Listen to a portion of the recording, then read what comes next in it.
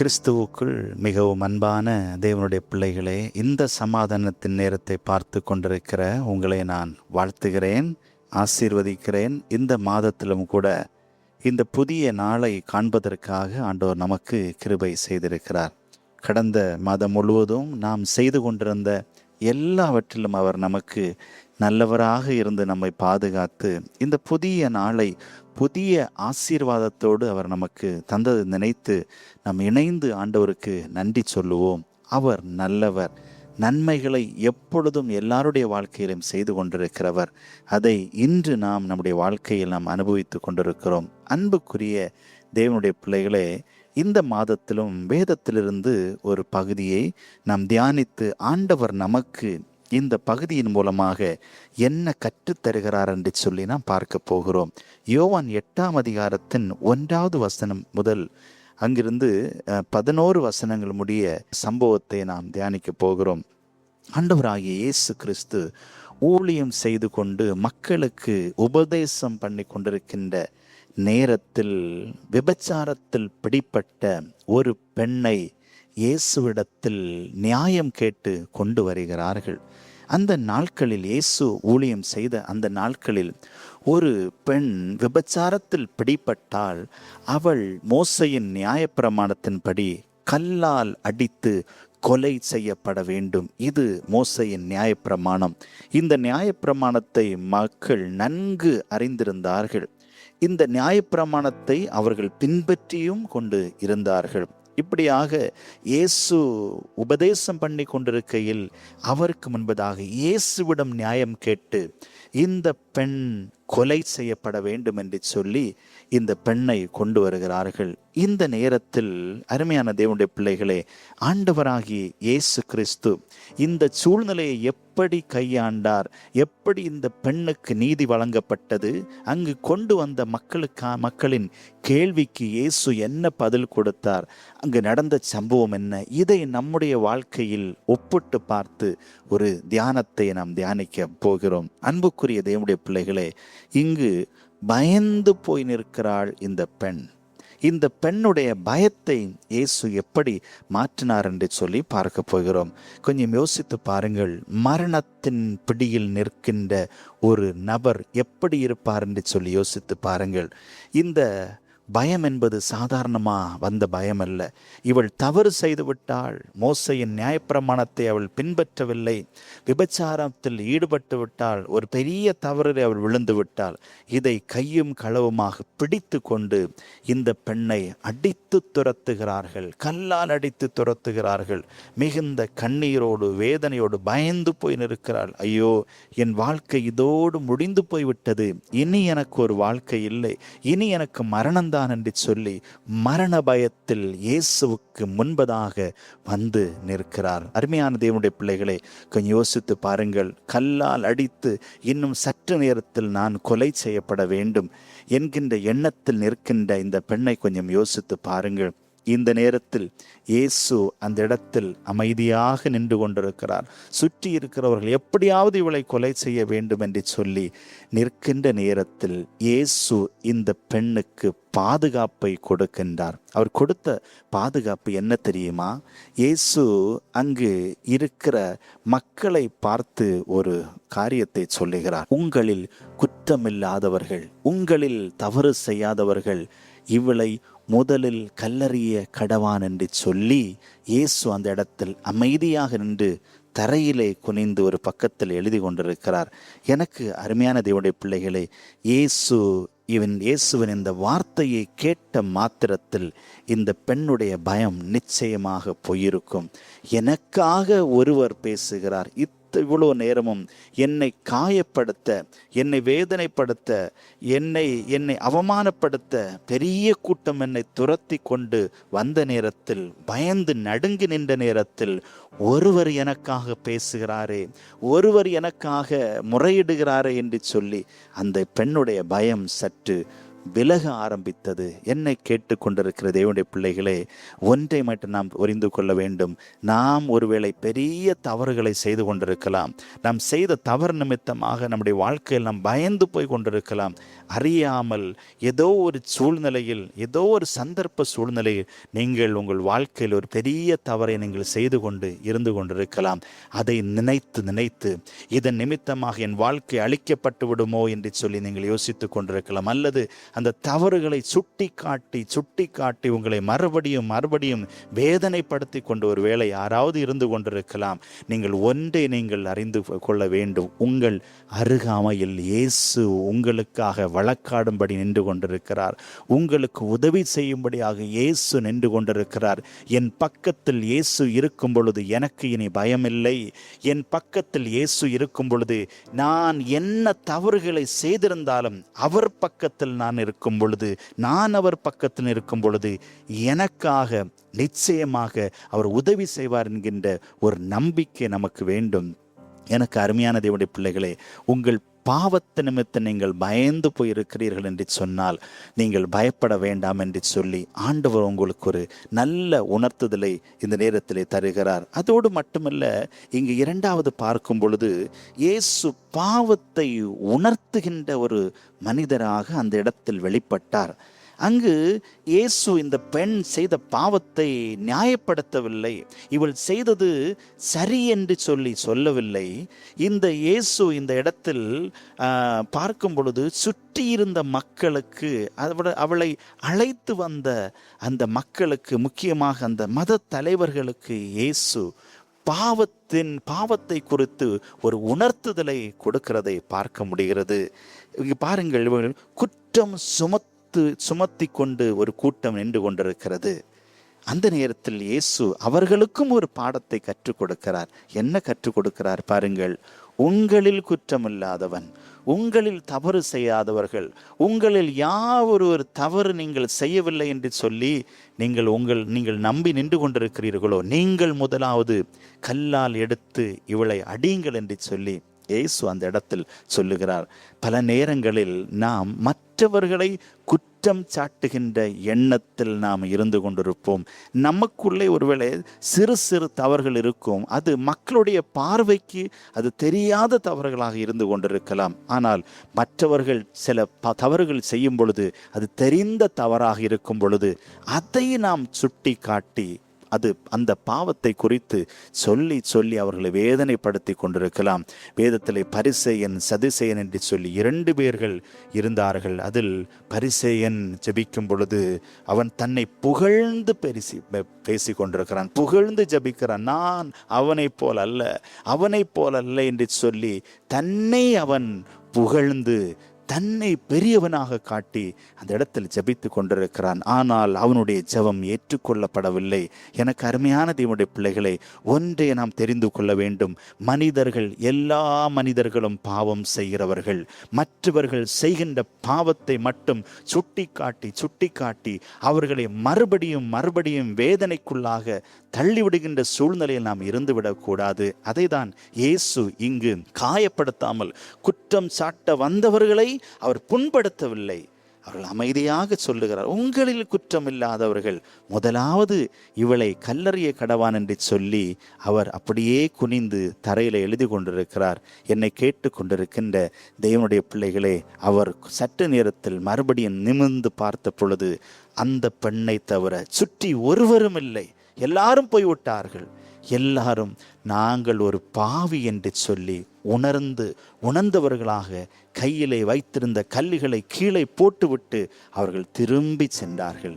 என்னை கேட்டுக்கொண்டிருக்கிற தேவனுடைய பிள்ளைகளே, ஒருவன் பாவம் இல்லை என்று சொல்வானே, ஆனால் அவன் தன்னைத்தானே வஞ்சித்துக் கொள்ளுகிறார். நீங்கள் யாராக இருந்தாலும் சிறு தவறுகளை நம்முடைய பார்வையின் மூலமாக, செய்கையின் மூலமாக, நம்முடைய நடக்கையின் மூலமாக, நம்முடைய குடும்ப வாழ்க்கையின் மூலமாக ஏதோ ஒரு விதத்தில் நீங்கள் சிறு தவறுகளை நாம் செய்து கொண்டுதான் இருப்போம்.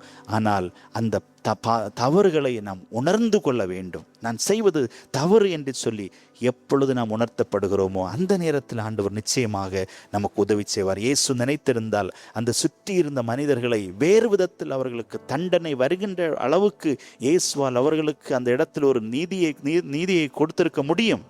ஆனால் உணர வைத்து அவர்களும் பாவிகள், நீங்கள் திரும்பி போங்கள் என்று சொல்லுகின்ற அளவுக்கு அந்த இடத்தில் இயேசு உணர்த்தி இருக்கிறார்.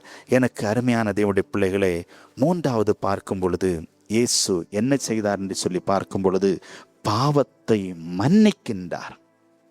பாவத்தை மன்னிக்கின்றார்.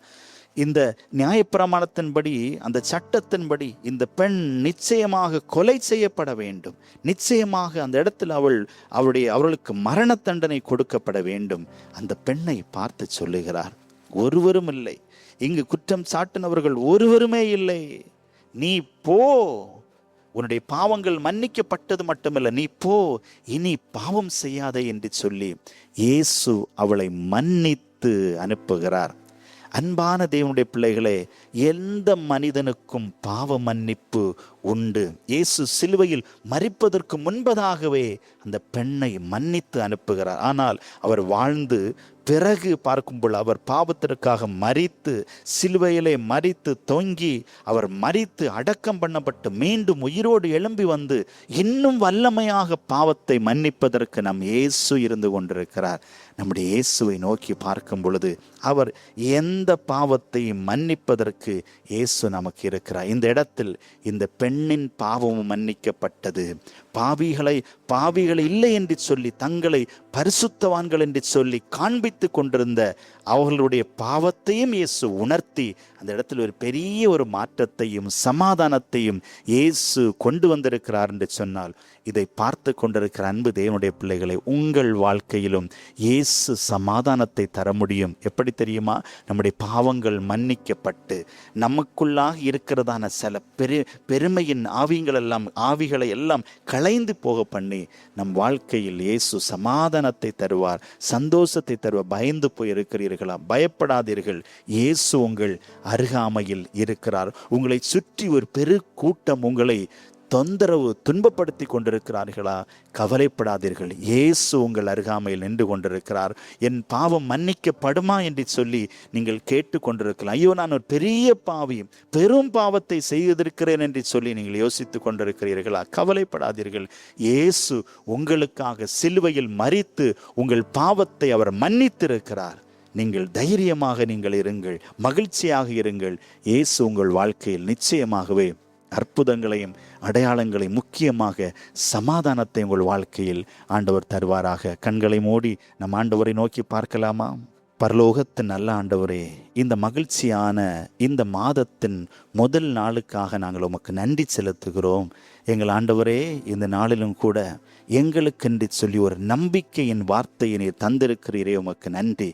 நாங்கள் பல்வேறு விதத்தில் நாங்கள் பயந்து போயிருக்கிறோம். மரண பயம் ஒரு பக்கத்தில் எங்களை நெருக்கி வந்து கொண்டிருக்கிறது. ஆண்டவரே, குடும்ப பிரச்சனைகளின் பயம் எங்களை நெருக்கி வந்து கொண்டிருக்கிறது. ஆபத்துகள் எங்களை நெருக்கி வந்து கொண்டிருக்கிறது. எங்கள் வாழ்க்கை எப்படி இருக்குமோ என்கின்ற ஒரு பயம் தினம் தினம் எங்களை வாட்டி கொண்டிருக்கிறது. இரவு தூங்க செல்லும் பொழுது பயத்தினால் எங்களால் தூங்க முடியவில்லை.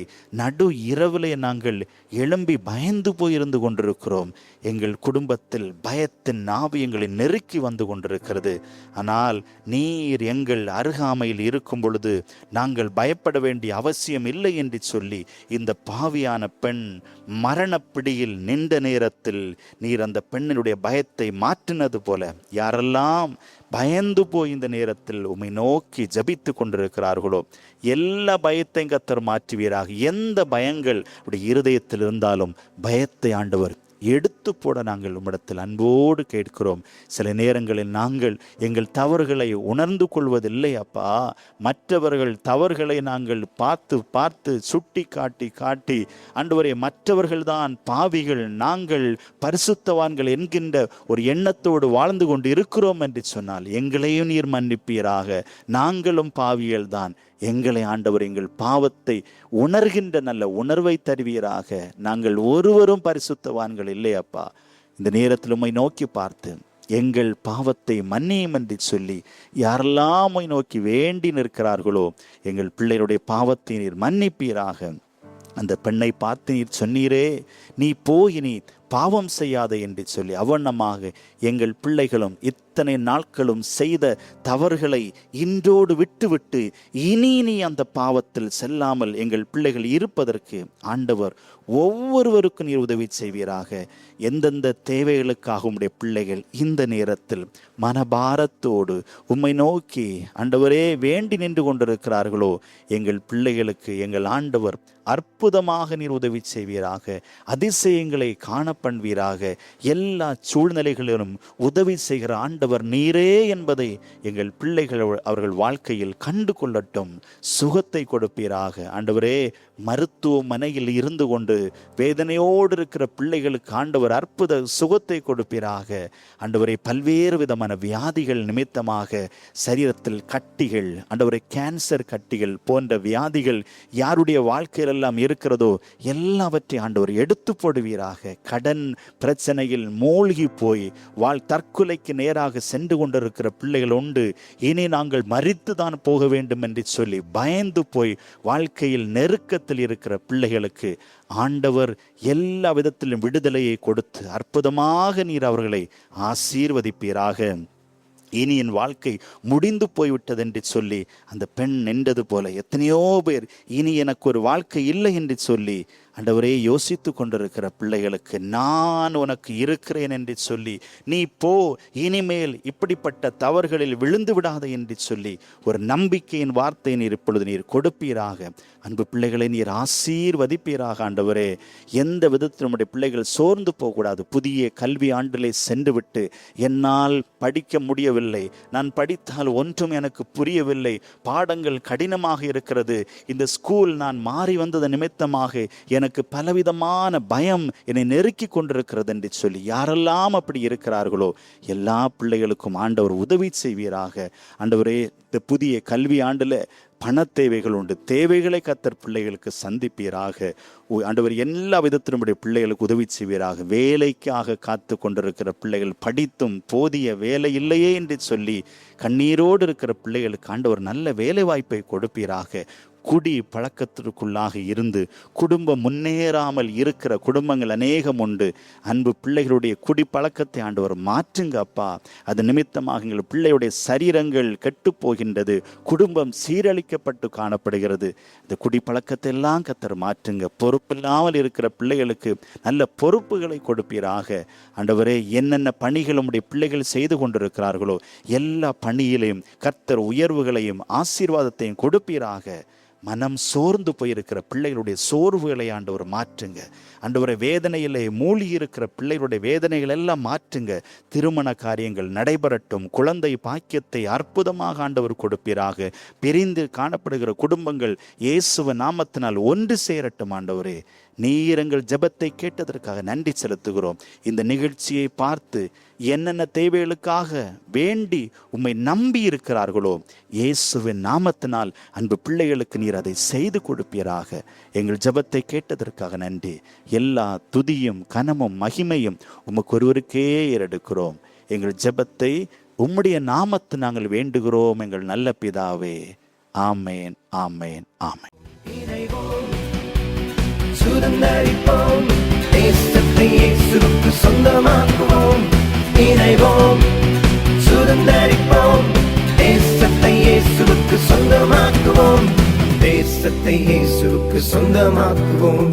நம் தேசத்தை இயேசுவுக்கு சொந்தமாக்குவோம். இந்த தேசம் எங்கள் தேசம்.